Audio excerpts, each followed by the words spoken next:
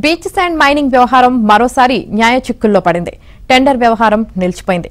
Adani group కి చెందిన Allu VL heavy minerals Andhra Pradesh ఖనిజాభివృద్ధి సంస్థ మధ్య ఒప్పందం కుదిరినా అది ముందుకు సాగలేని పరిస్థితి నెలకొంది.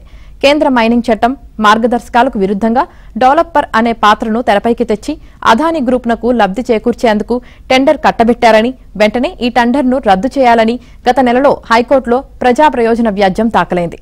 బీచ్ శాండ్ ప్రాజెక్టులో డెవలపర్గా ఉన్న అదానీ గ్రూప్ కంపెనీకి 90%, లీజుదారు అయిన ఏపీఎండీసీకి 10% వాటాను ఖరారు చేయడం పట్ల న్యాయ చిక్కులు ఉత్పన్నమయ్యాయి.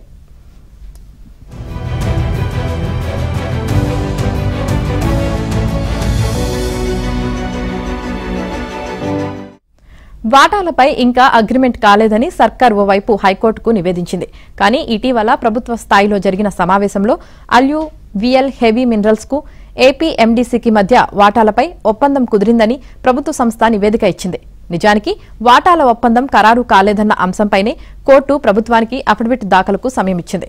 కానీ ప్రభుత్వ స్థాయిలో ఒప్పందం పూర్తయినట్లుగా ఏపీఎండీసీ సర్కారుకు నివేదించడం చర్చనీయాంశంగా మారింది. గత జగన్ ప్రభుత్వ హయాంలో బీచ్ శాండ్ మైనింగ్ కు కేంద్రం అనుమతి ఇచ్చింది. లీజులు ప్రభుత్వ రంగ సంస్థ అయిన ఏపీఎండీసీ పేరిట మంజూరు చేసింది. 2019లో మారిన కేంద్ర గనుల చట్టం ప్రకారం కేవలం ప్రభుత్వ రంగ సంస్థలే బీచ్ శాండ్ మినరల్స్ మైనింగ్ చేయాలని కేంద్రం మార్గదర్శకాలు జారీ చేసింది.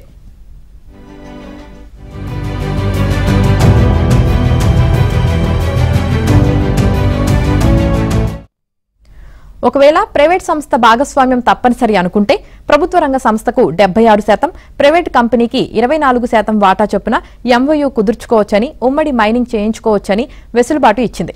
అయితే అంతకుముందే బీచ్ శాండ్ పై అదానీ గ్రూప్ కన్నేసింది.